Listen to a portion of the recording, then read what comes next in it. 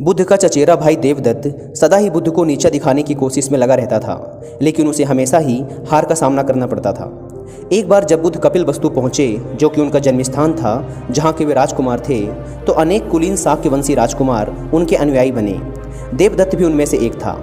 कुछ समय पश्चात देवदत्त ने भी कुछ जादुई शक्तियाँ प्राप्त की और एक बार उनका प्रदर्शन मगध के भावी सम्राट अजातशत्रु के समक्ष किया, जहाँ वह सम्राट अजातशत्रु के सामने एक छोटे से बालक के रूप में प्रकट हुआ, जिसके सिर पर सांपों की पगड़ी बंधी हुई थी।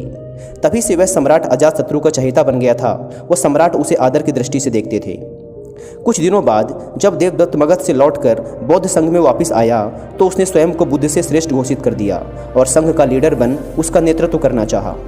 बौद्ध भिक्षुओं को बुद्ध से विमुख करने के लिए उसने यह कहा कि बुद्ध तो अब बूढ़े हो चुके हैं और सठिया भी गए हैं, इसलिए अब उनसे कुछ नहीं होने वाला। किंतु जब भिक्षुओं ने उसकी कोई बात नहीं सुनी, तो उसकी बुद्ध और संघ दोनों से नफरत और अधिक बढ़ गई। अब वह बुद्ध को बदनाम करने व नीचा दिखाने के तरीके खोजने लगा, लेकिन उसे कोई मौका नहीं मिल पा रहा था, क्योंकि सभी महात्मा बुद्ध को बहुत अच्छे से जानते थे। इसी बात से परेशान होकर वह फिर वापस मगध पहुंचा और सम्राट अजातशत्रु को उनके पिता महाराज बिंबिसार का वध करने के लिए प्रेरित किया, क्योंकि महाराज बिंबिसार बुद्ध और बौद्धों को बहुत अधिक सहायता व आश्रय प्रदान किया करते थे।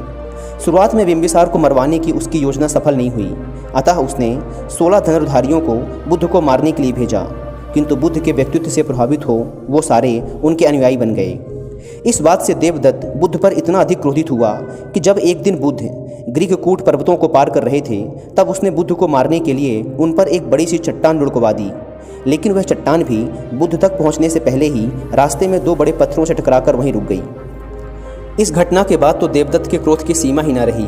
वह बुद्ध को नीचा दिखाने के लिए इतना उतावला हो गया कि उसने एक दिन मगध राज्य के अस्तबल में जाकर एक विशाल हाथी नीलगिरी को शराब पिलाकर बुद्ध के आगमन के मार्ग में छोड़ दिया। शराब के नशे में चूर वह विशालकाय हाथी सड़क पर तबाही मचाता हुआ जा रहा था। जो भी उसके सामने आता वह उसे कुचल देता, सामानों को तोड़ देता। नीलगिरी के आने से सड़कों पर खलबली मच गई और लोग यहाँ वहाँ भागने लगे। तभी बुद्ध भी वहाँ आ पहुँचे।